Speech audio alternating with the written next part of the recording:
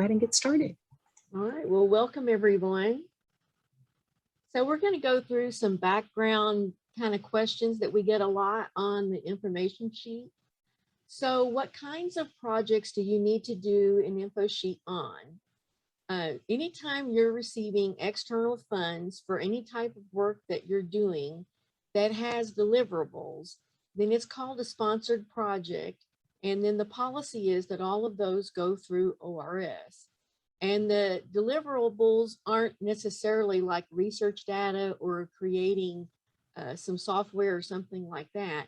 It can involve creating photos and films, doing workshops, training events, writing a manuscript. Just a lot of things can fall under the topic of deliverables.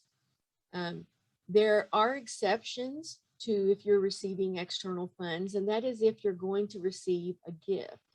And a gift is supposed to go through the OU Foundation. And these are funds that are going to be paid through the OU Foundation, and then they go to the PI, and the PI can spend those funds as they wish. There aren't any strings attached to how they need to be spent, other than usually some type of a simple expense report, and that you have to acknowledge where you receive the funds from. If you are going to receive the funds personally, then those also don't need to go through ORS, but we would caution you that if you are giving the option of either going through the university or accepting the funds personally, that you should try and go through the university so that you don't incur extra tax liability and have to worry about any legal ramifications that you might face on your own if you don't go through the university. So why do you need to fill out an info sheet and route your proposal? Well, to begin with, because it's a VPRP policy that affects all the staff on the OU Norman and the OU Norman related Tulsa campus. It puts the proposal in our calendar at ORS, so we can assign someone to work on it, and we can try and balance the workload on each given deadline that we have that's coming up. There are questions that are on the info sheet that may highlight contact that you get from export controls or IT or other offices within the VPRP. And some of those, it might be a simple question, or maybe it's your proposal might get flagged so that if it comes in for an award, they make sure that they do things like protect intellectual property and things like that. But know that when you're doing the info sheet, you don't need any documents at all. You don't need an abstract, a summary, statement of work, budget, nothing. To do the info sheet, all you need to do is know that you have an ideal that you want to submit a proposal and possibly where it's going to be submitted, and that's it. We can change all of the information that's on the info sheet. So if later on your team changes or you want to change the title or even the sponsor, we can go in and make those adjustments, and you don't need to redo the info sheet for those types of changes. When you use the info sheet and are accomplishing the internal routing, not only does that help make sure that certain compliance items are checked, but it also makes sure that you and your department receive credit for the sponsored work that you're doing. Whether it's funded or ends up not being funded, at least it shows the attempts that you're making to try and receive funding. We take the information from the information sheet and we load it into Cayuse. And Cayuse is the official software that the university is using to track and archive information related to your proposal activity on the pre-award and the initial award setup actions. The internal routing goes through you as the PI, all the co-PIs that you've identified on the proposal, all the departments and chairs of you and the co-PIs, and it requires their certification. And this is how we know that everyone who's been listed as being involved in the proposal knows that they're involved in the proposal. We have had some issues in the past where people found out that they were on a proposal when the award documents came in, which was kind of a shock to them. When the routing is complete, That is what gives us in ORS the authority to legally submit the proposal on behalf of the university. So if the PI is going to be doing the submission, which there are some submission systems that the sponsor wants the submission to go in from the PI, we let them know when the routing is finished, and that is what gives them the blessing from the university that they can make that submission to the sponsor.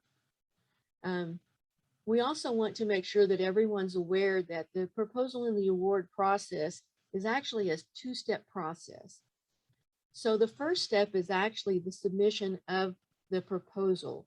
And this may be is a preliminary or a concept paper or a letter of interest or notice of intent, or it could be a full proposal submission where you're going to include all the documents.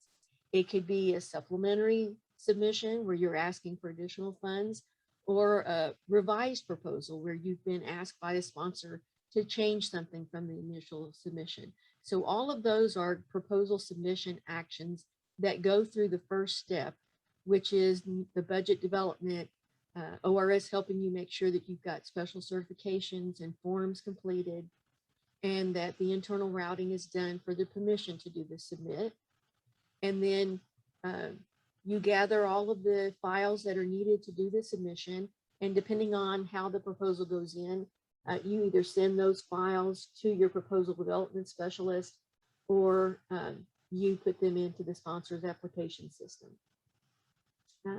After the submission goes in, if the sponsor requests additional information, that is usually either handled by your proposal development specialist or the person that you work with in the second step, which is proposal award, who is your sponsored programs coordinator or award administrator.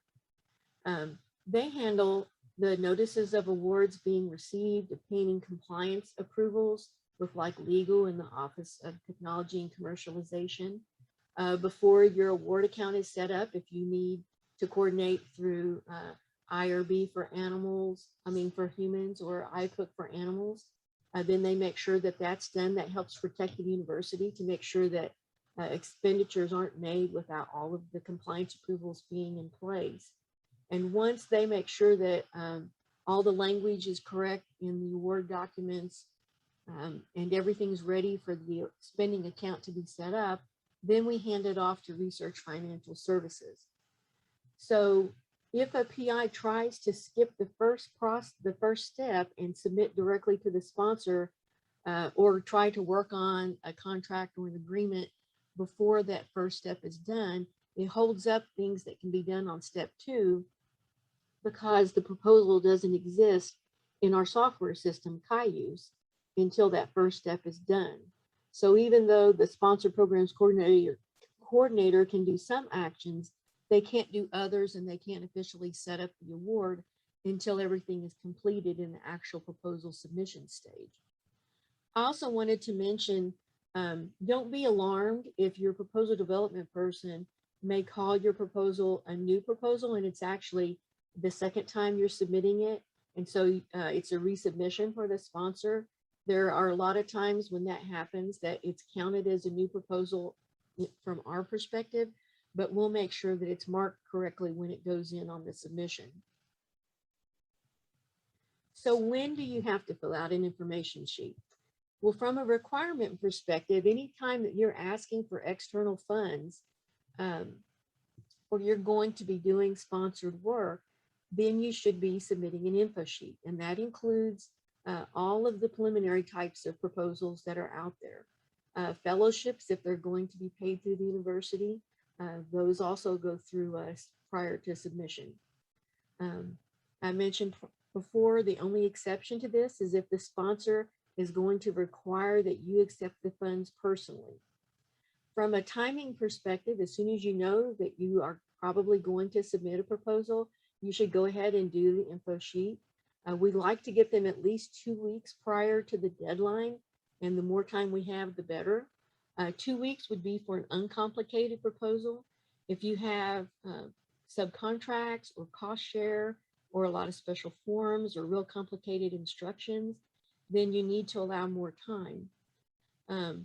Another thing that I wanted to mention is that the submission date of your information sheet is one of the aspects that we consider if we're coming to a deadline and we have a lot of proposals that are due on the same date, and we get submission materials from two different PIs, then we're going to go back between those two PIs and look at who submitted their information sheet first. And that's likely the person that we're going to work on first in loading their submission documents. How do you find the link for the info sheet? So it's on the VPRP website. And I'm going to show you a screenshot of that in a minute. And then we're also going to go through doing one. And there's also several quick link entries throughout the ORS section of the website and the VPRP website that list a link for the info sheet. And it's also under the FAQs. You can do a search on the OU homepage for info sheet or information sheet, and it'll bring it up. If you've worked with the proposal development specialist in the past, you're welcome to contact them and just ask for the link.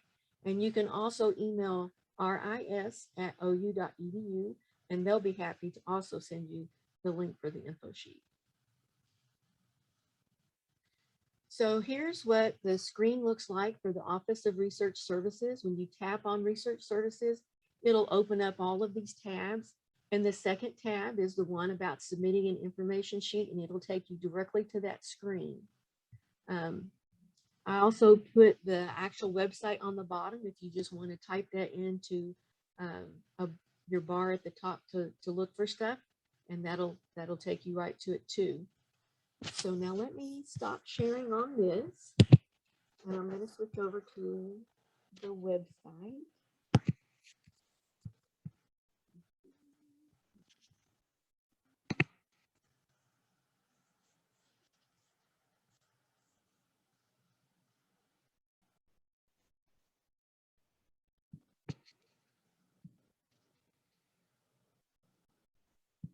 Now let me share screen again.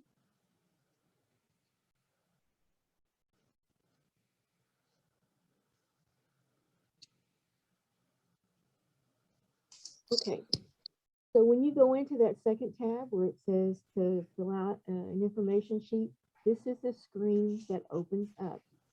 Fran, yes? Fran, we're having a little bit of a problem hearing you. I don't know whether you shifted something, but can you try one more time?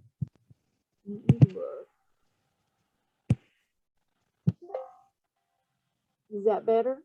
Yes, ma'am. Okay.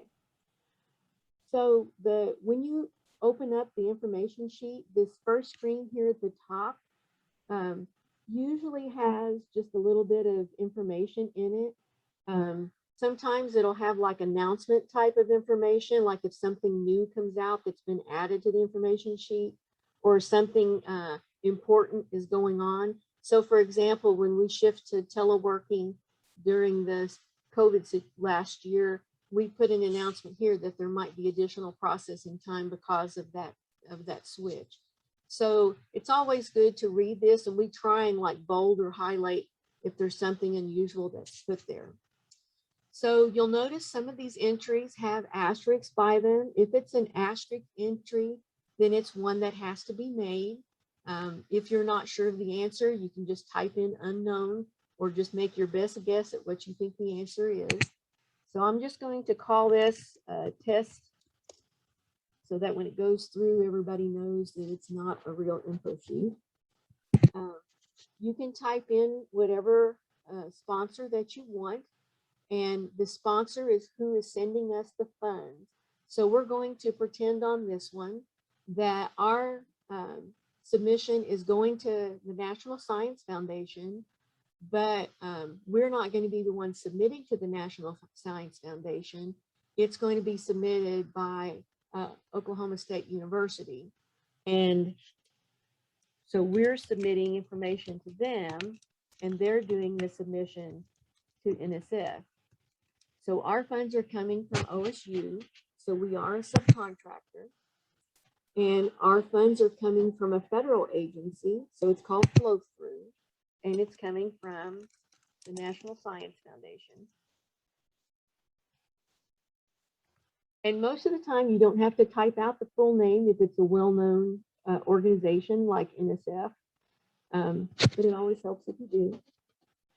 If you know the program that you're applying to, it helps if you provide that information. And if you also have the link to the guidelines. If you don't have the link to the guidelines, usually one of the first questions that you'll get back from your proposal development specialist is either a program number or a solicitation number or the link to the website so that we can pull up the guidelines to make sure if there's anything that needs to be set in the budget to make sure that the budget will calculate for you correctly. So I'm just going to put a random number in here.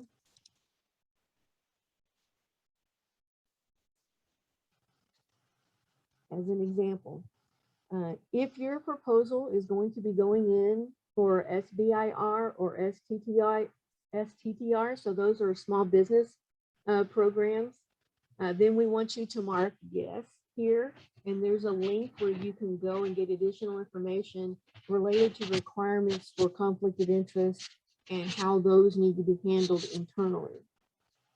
If you have contact information for the sponsor, if it's not listed in the guidelines, then this is where you would fill that information out.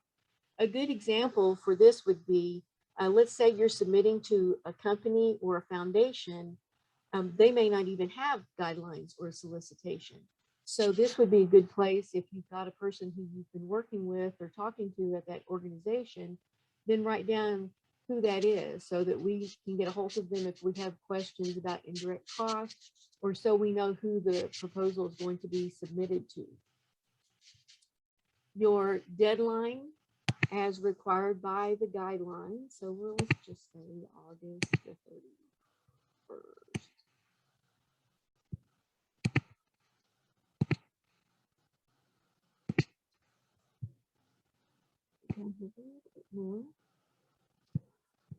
And then it asks some more deadline questions.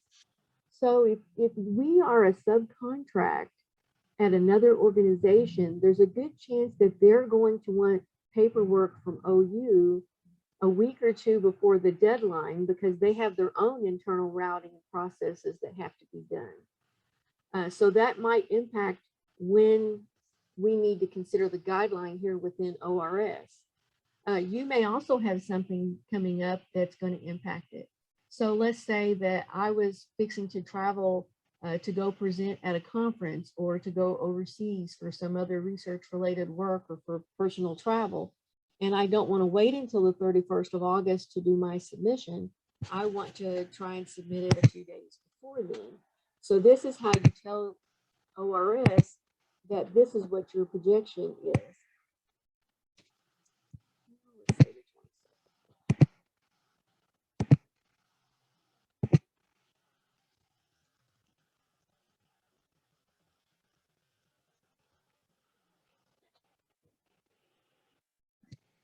The urgency is if you have a hard deadline or not.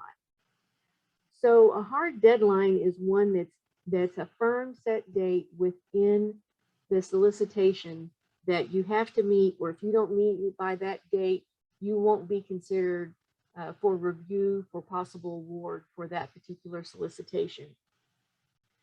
So most of the time, if you're submitting to like an official call or a solicitation that's come out, then you will have a hard agency deadline, or it'll tell you like it might be a target or a rolling deadline.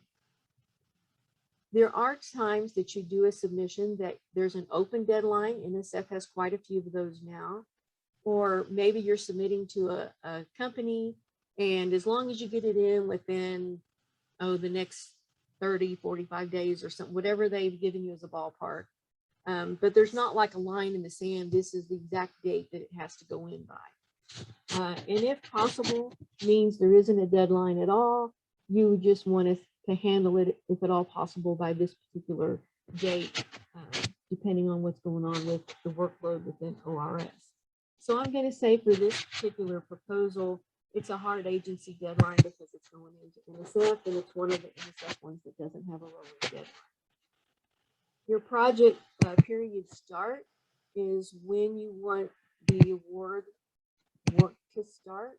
So most of the time, that's not going to be a date that's already passed. We hope.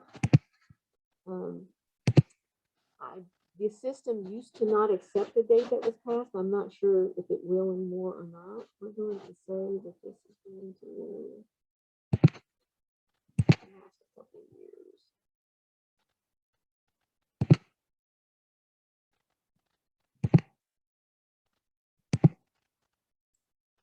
So your project type, this is another drop-down box.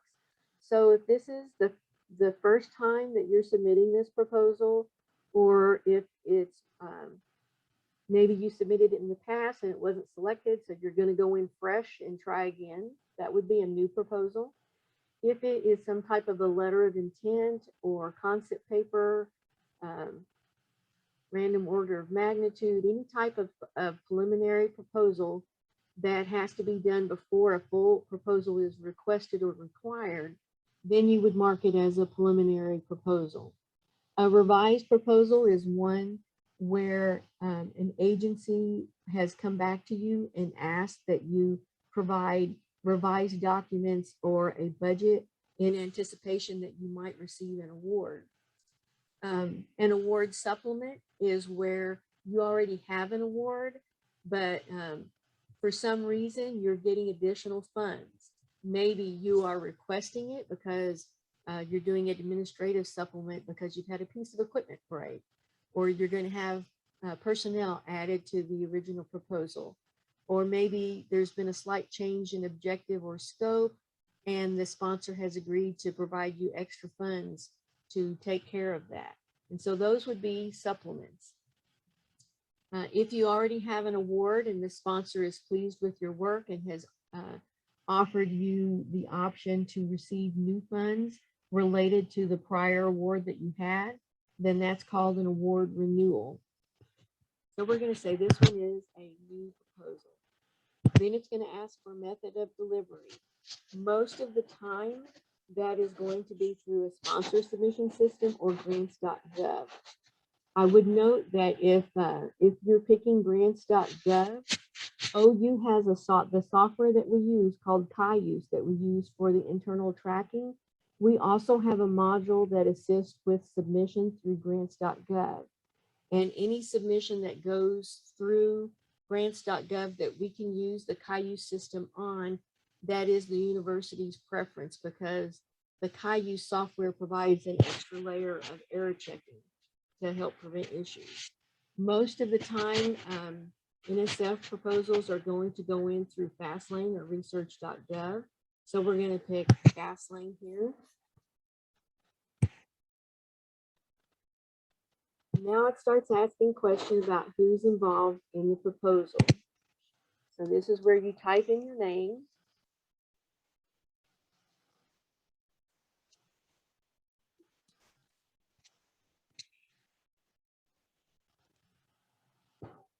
And the department where you work.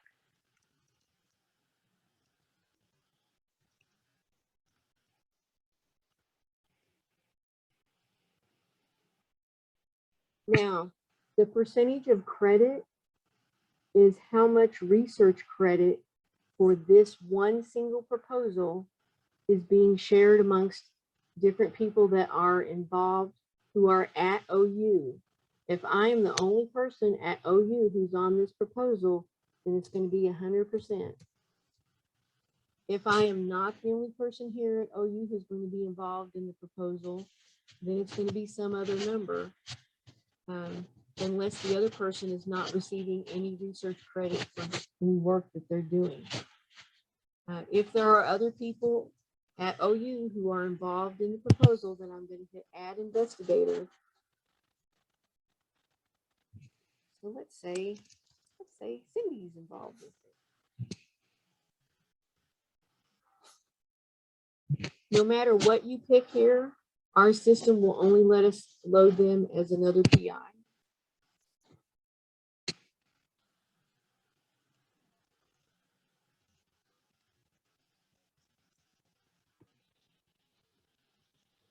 So this is where I would have to decide, are we going to do, each of us is going to do 50% of the work, Or maybe I'm going to be more involved than Cindy will be. So I'll do 80%, she'll do 20, or I'll do 60, she'll do 40.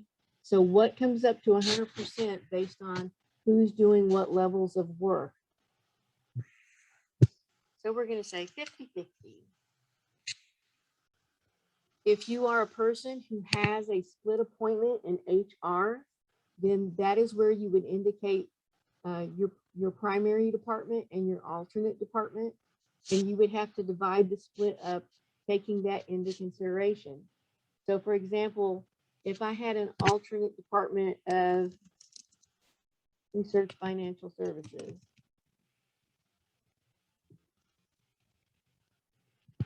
then my amount might be, depending on what my appointment is, but my total still has to come to 100% amongst all the people that are involved. If you have a lot of people involved, then your credits are going to get lower and lower. And that's fine. You're just talking about the amount of time someone is spending doing research work on this particular proposal. This is used later in the proposal process to calculate sponsored research incentives.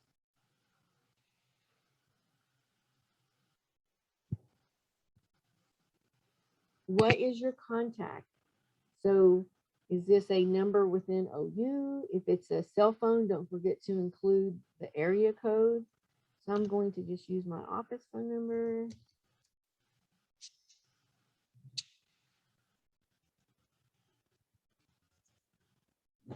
If you have someone else who's going to be heavily involved with you on the proposal, then you can also enter their name and email on this entry, and it'll print out on the information sheet.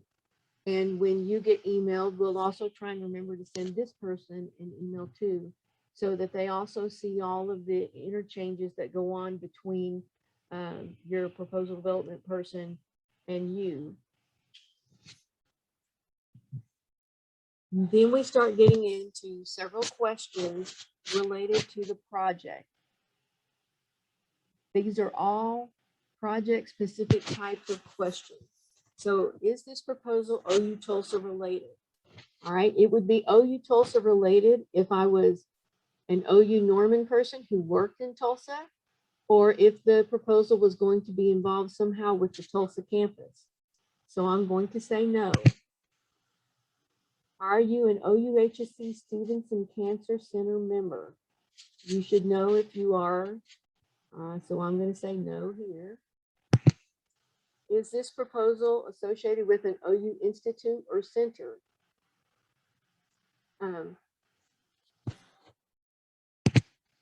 If it's not, then you have to enter NA so that we know that you didn't miss the question.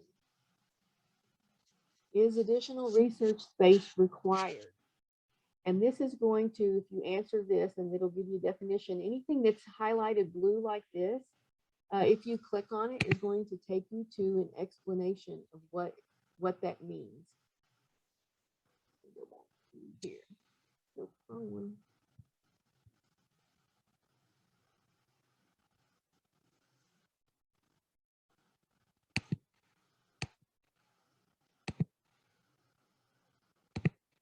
There we go.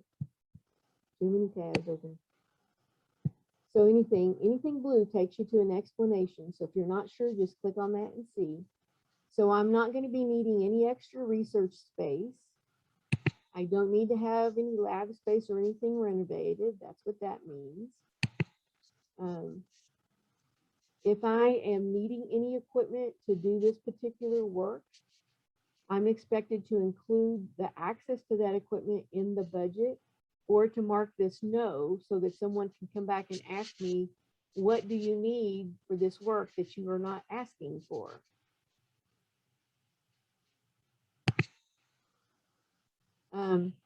Is there specialized university facilities like microscopy lab involved in this work? And if it is, have those costs been included in the budget? Will any work be done at the Kessler Atmospheric and Ecological Field Station? Will mesonet data be used? Are ARC facilities going to be used? The supercomputer or big data types of resources going to be used for this computer? Will the clean room at the Devon Energy Hall be used for this proposal? So all of these questions here in this general information area, when you click yes, or depending on your answer to these questions, will drive contact from other offices if needed, or may drive things in the budget that your proposal development person needs to be aware of.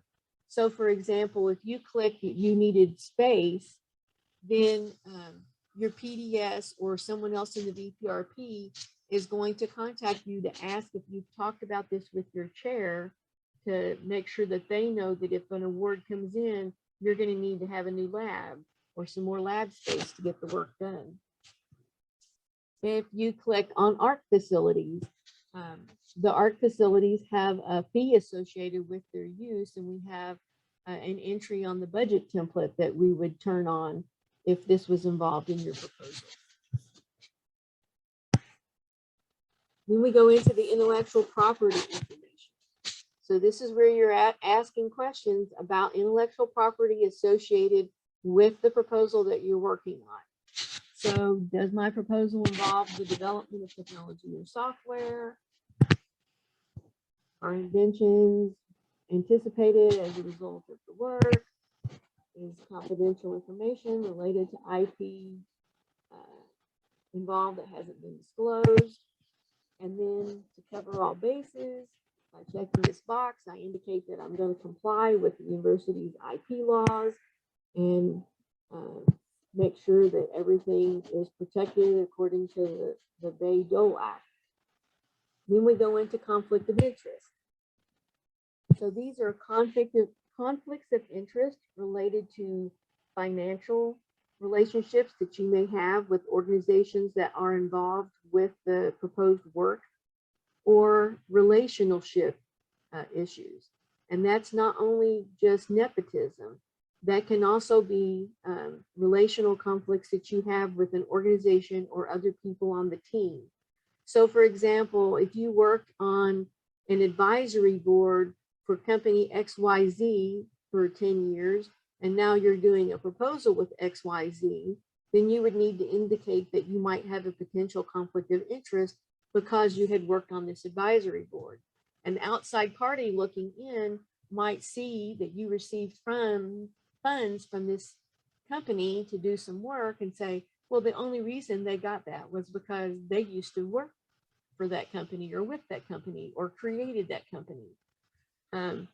Or maybe your spouse or significant other has a key role within the organization that's going to be sending us the funds. So that is something that you would indicate too, so that someone looking from outside wouldn't say, oh, well, the only reason they got that funding is because this relationship existed. There is nothing wrong with declaring or having these conflicts. It's just that if they exist, we want to be upfront about them and to have what's called a management plan on them, where a different person might be involved in some decisions. For example, you might have your department chair review any expenditure reports that go between you and a subcontract where you have a significant financial interest in that subcontract, so that we can say an impartial person reviewed the expenditures. So I'm going to go through these and just say no. If your proposal is going to a National Institute of Health and quite a few other public health service organizations, they have a special conflict of interest policy that requires certain disclosures and trainings to take place. And so if you're involved in funds related to those agencies, then all you have to do is click yes, and that'll flag someone later to come back and ask you, have you done your disclosure, and make sure that everything is done that needs to be done for compliance for NIH or PHS. So I'm going to say no on this. And then here's our catch-all box that makes sure that you know that you need to work with ORS to identify any of these conflicts at any time during the life of the award. So if at this point you have no conflicts of interest and 2 years down the road, you're in your second year of spending on the award, and all of a sudden you've been appointed to an advisory board for a company that you have an award with, then this just means you come back and you let someone know that you have this conflict so that we can put the appropriate paperwork on file for it so that we're covered if an auditor happens to come in and see it. Export regulation questions. So you're going to go through these and answer them based on materials that are controlled or could be controlled going to other countries, or certain types of work. For example, certain radar work sometimes falls under military sensitive types of information. So am I going to hand carry items to another country? Oh, well, yes, I am, because I'm going to go to a foreign conference and I'm going to take my laptop with me that has all my research data on it. Well, export control likes to know that, and they might even loan me a computer that is scrubbed that doesn't have all my research data on it while I'm traveling. Does my proposal involve fabrication and hardware? So I'm going to say no. Does it involve designing, developing, modifying, etc., things that are on the munitions list? Say no. Does it involve foreign military forces or units? Does it involve encryption? Does it involve assistance or training of satellite, spacecraft, or launch vehicles? Will non-public available information be required? So for example, are you going to be dealing with proprietary information from another company or organization in order for you to be able to do this work? Well, if you are, then you want to flag this so that we can make sure that appropriate paperwork is done to help make sure that that data is marked and protected correctly. Are you intending to publish or teach or share information resulting from your research with the public? Since that's one of our primary focuses as a public university, if you check no here, then that's probably going to drive some questions. Maybe you're dealing with a company and they've put a restriction where they don't want anything published for a few months so that they have time to take commercial advantage of whatever it is that you've researched. And that's fine. We just declare it here and then it'll be worked out later. So I'm going to say, I do intend to publish or teach.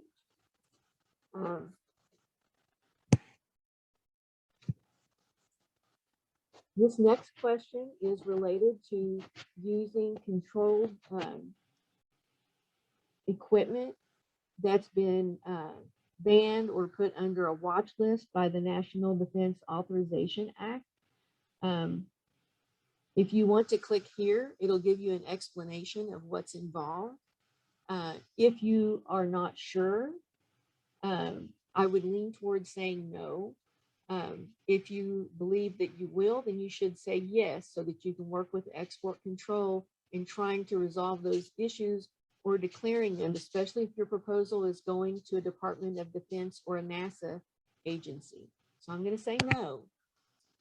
And then we have our phrase about acknowledging that the information above is correct to the best of your knowledge, and that you're going to work with ORS and export control to resolve any issues. Then we have our compliance area. So if your work involves any of these things, then you flag them. So my work is not going to involve human subjects or vertebrate animals or recombinant DNA. Maybe it is going to involve biohazards. It's not going to involve radioisotopes. All of these items, you can leave them marked like this. You don't have to do anything more. Or you can go over here and you can mark the status on it, whether it's not applied for, the application is pending, or it's been approved. Most of the time, even if you mark these as being approved, we're going to note them in your Cayuse paperwork as being something that's required just in time for award, because we'll want to make sure that all of your clearances are current and up to date before you start doing the actual work on the proposal. During submission, there are only a few agencies that will require that you have any type of IRB or IACUC clearances prior to work. Most of them will just let you mark that it's pending approval. The biohazards and select agents and radioisotopes are cleared by the Institutional Biohazard Committee or IBC committee prior to the proposal going into routing. This does not mean that your whole protocol needs to be improved. You just have to clear it with the committee, which is currently led by Dr. David McCauley, and they have a process that you go through for that. If your proposal has subcontracts on it, then you want to check here. So that tells us that there's other organizations that we need to contact or work with you on getting paperwork from, because they're going to be involved in the submission with us. Or you have to mark that there aren't any subcontracts involved. So I'm going to say there aren't any involved. And it's perfectly fine to say that you do have subcontracts, but you haven't determined who they are exactly yet. The budget section is sometimes throws people for a loop because they're not really sure how much they're going to ask for, or they're not sure about what indirect cost rate is the right one to use and things like that. You'll notice that there is nothing here that's asterisk. So you can do your whole info sheet and leave this section blank if you don't know anything at all, and the info sheet will still go in. However, if you're looking at the guidelines, most of the time they're going to tell you the maximum that you can ask for or the minimum. They'll give you some type of information. They'll usually tell you if cost share is required or not. And if it's required, they'll come out and say cost share of either an X percentage amount or a dollar amount is required for you to be able to submit this proposal. If it's not required, but you just want to provide voluntary cost share, then you still mark this as no. If it's not required, it's not required. If it gives you the percentage of the amount, then list that information and see if you have an idea where you're going to get this cost share from, go ahead and list it here. Because if you list something that we know won't work or that has complications involved with it, then your proposal development specialist knows to already raise this with you as a discussion topic. So for example, if I put cost sharing that was required and I put that I intended to cost share with equipment, my PDS would contact me and explain the formula for depreciation that has to be used if I'm claiming equipment as cost share. Then we get into our facilities and administrative information. These are still commonly called indirect cost or IDC. If the sponsor has stated in the guidelines that they limit the IDC to 8% or 30%, then we want to list, yes, what it is that they have limited to and what percentage that they gave. If we know where it's at in the guidelines, we list that. If you're not sure, but you just remember seeing it, you can just leave this information like this. No matter what you put here, your proposal development person is going to go and confirm that.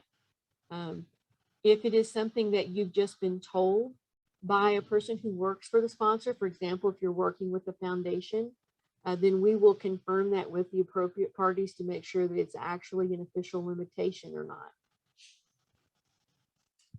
Then we get into additional information. So this first question says that you are not going to involve human trafficking, forced labor, or child labor in your proposal. So you won't knowingly buy materials that have been produced by people who've been forced to work, or slave labor, or things like that. So we have a lot of people that read this wrong, and they'll mark no when, or they'll mark yes instead of no. So the correct way to read this is by checking no, you're saying that your research will not involve any of these things. If you check yes, then someone's going to come back and ask you, are you sure you're going to be involving things that are being produced by human trafficking, forced labor, child labor, etc.? The next question is, there's a government relations consulting firm called Lewis and Burke that's associated with the university, and they want to know if you are relying upon doing this proposal on any news or information that was distributed by Lewis Burke, or if you've contacted them about that. So I'm going to leave that checked no. Then it asks you for centers related or institutes that could possibly be related to the work that you're doing. You'll note that this was a prior question. So if you didn't answer it the first time or you couldn't remember the centers, this is an additional way for you to catch it here. If your work is not going to involve one of these centers, then you can click non-applicable. In our strategic plan, there are several tracks related to research. And so the VPRP wants us to track when a proposal is coming in, if it's involved in one of these verticals or not, or it can be involved in more than one. So you can check any of these that you think apply or non-applicable if you don't think any of them apply, which sometimes that is the correct entry. Or if you think it involves more than one. So let's see, I'm going to say this one involves society and community transformation. This block is for any other information that you have related to your proposal. So for example, you anticipate a subcontract, but I haven't selected who it's going to be yet. My subcontract is HSC, and they're going to require documents from us 5 days before the deadline for them to do their internal process. Just whatever you think is going to have an value to the person who's working on doing your proposal with you. If you run out of space in entering team members and percentages of research credit, you can also annotate additional people down in this area of your proposal, of your info sheet.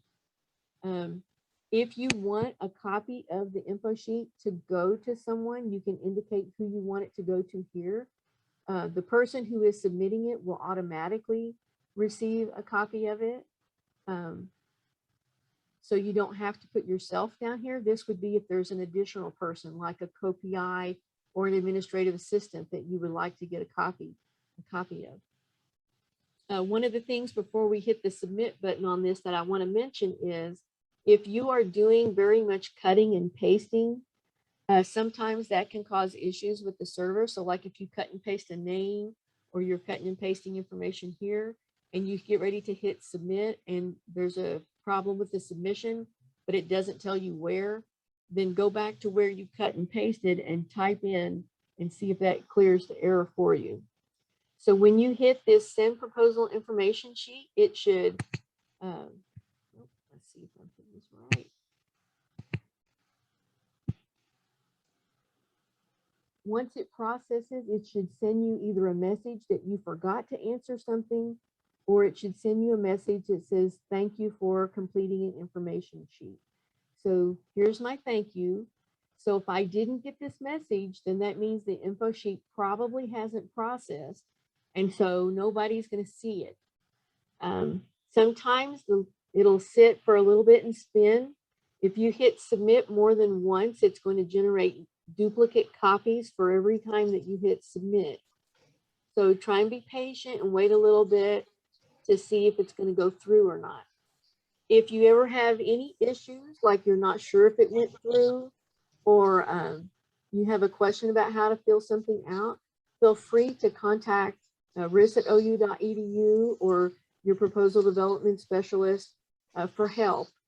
We try to respond to the information sheets being received within 24 working hours of them coming in. So if it's been 3 days, working days, and you haven't heard from somebody, then send an email and check, because once in a blue moon, we will have one that'll get caught by the spam filters, and we'll have to work that out. Are there any questions?